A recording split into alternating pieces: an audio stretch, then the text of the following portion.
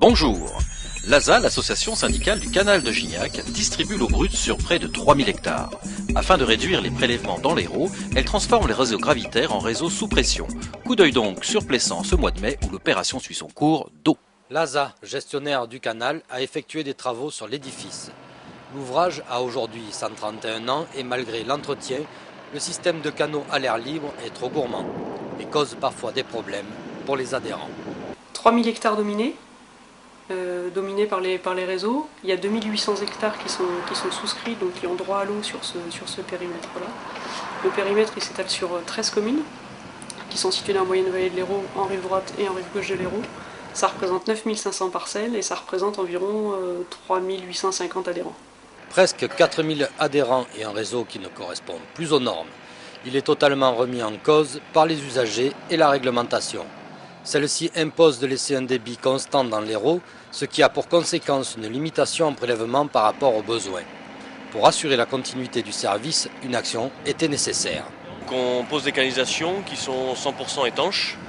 Donc là, cette année, on pose des canalisations fontes pour avoir une pérennité dans le temps. Ces tuyaux vont permettre d'apporter l'eau avec donc soit de la pression, soit de la basse pression. Les réseaux qu'on pose se concrétisent comme du réseau d'eau potable.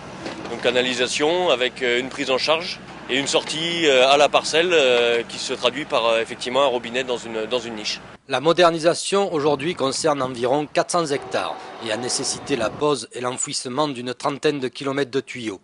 Pour mesurer la répartition ainsi que le prélèvement sur le fleuve, le gestionnaire a déposé stratégiquement des compteurs. Assurer la pérennité du service passe par une bonne gestion de la ressource et l'ASA continue d'y travailler. Ce dimanche 1er mai, rendez-vous était donné à la fameuse braderie des potiers. Pour le plaisir des futurs acquéreurs, de nombreuses pièces originales et uniques étaient cette fois-ci proposées à la vente sur la place de Saint-Saturnin. Faites votre choix, messieurs, dames. Fin de série, pièces invendues ou même avec de légers défauts, les poteries d'une trentaine de potiers de la région sont ce jour-là mélangées sur des tables. Reste à chercher l'objet qui séduira. Ça permet de voir des choses originales et qu'on voit pas tous les jours et fait par des artisans, fait main, c'est pas cher, c'est bien.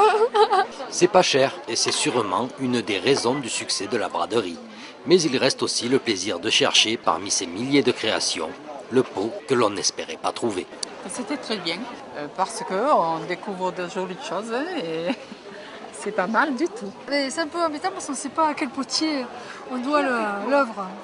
Mais bon, c'est intéressant. Il y a des petits prix pour tout le monde et beaucoup de choix.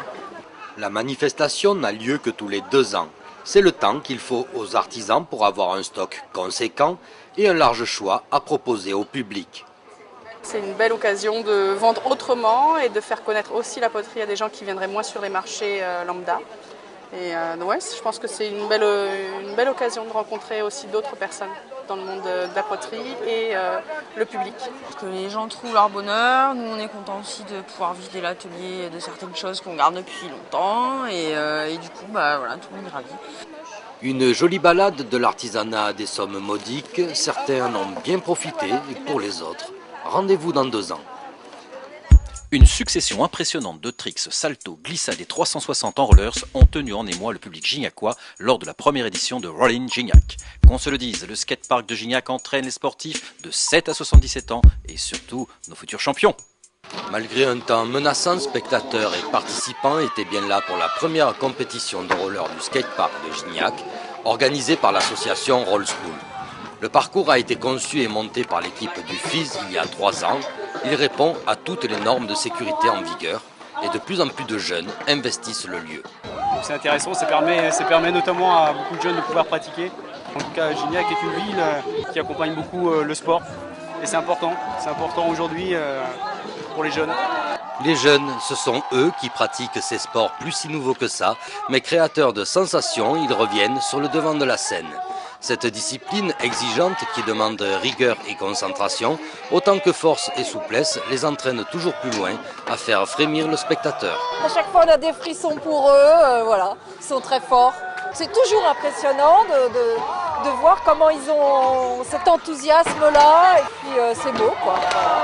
De l'énergie, des prouesses aussi. Il faut ajouter à ça un esprit de groupe, c'est ce qu'amène la structure Roll School. Des cours réguliers, en sécurité et de vraie progression, la piste s'anime et se remplit. C'est pas l'objectif de faire pareil que le FIS, mais en tout cas l'objectif c'était de faire vivre ce lieu. Je pense que le roller, le skate, le BMX et la trottinette sont les nouveaux sports, on va dire, à la mode et qui sont de plus en plus convoités par les jeunes. On n'y va pas n'importe comment dans ces sports, il y a aussi une préparation physique, on a des entraînements, des échauffements. Et nous on leur apporte tout cet aspect-là qu'ils n'ont pas forcément sur ces sports un peu underground, un peu free quoi. Un bel outil utilisé par des jeunes qui n'attendaient que ça pour pratiquer un sport urbain en habitant à la campagne. Une première compétition réussie, l'avenir des tricks et du freestyle à Gignac s'est bien engagé. Une expérience artistique sur le visible et l'invisible a lieu sous la voûte de la chapelle des Pénitents à Agnan. Venez donc découvrir cette sculpture expérimentale sur l'origine du monde. Elle est exposée aux Yeux du Monde jusqu'au 9 juin. Aux Yeux du Monde, c'est la nouvelle exposition de Vincent Bernard présentée à la chapelle des Pénitents à Agnan. Il s'inspire du tableau de Gustave Courbet, L'origine du monde. De l'idée de l'obscène est née une recherche du visible et de l'invisible, d'où des œuvres en tiroir qui permettent la vision multiple d'une œuvre unique. Tout est question de perception. Il y a l'arbre qui est là-bas, lui, il permet de créer une sphère qui reflète le paysage environnant. Et si on se place à l'intérieur, on voit l'intérieur des disques sombres, noirs, qui dessinent comme une galaxie. On a une autre vision de la sphère. On peut la voir et de dedans et de l'extérieur. D'abord sculpteur professionnel, Vincent Bernard évolue depuis une quinzaine d'années vers le contemporain. Autodidacte, il regarde et observe beaucoup le milieu de la création pour élaborer son œuvre. Ma démarche, elle est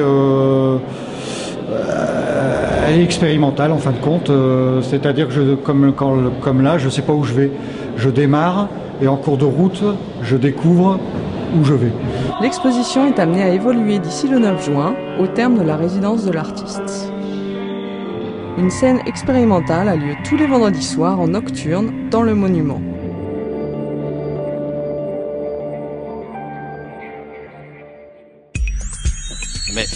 Mais, c'est déjà fini? Eh oui, mais nous prenons d'ores et déjà rendez-vous pour l'actualité du mois de juin. Alors, pas d'Icias, si vous le voulez bien.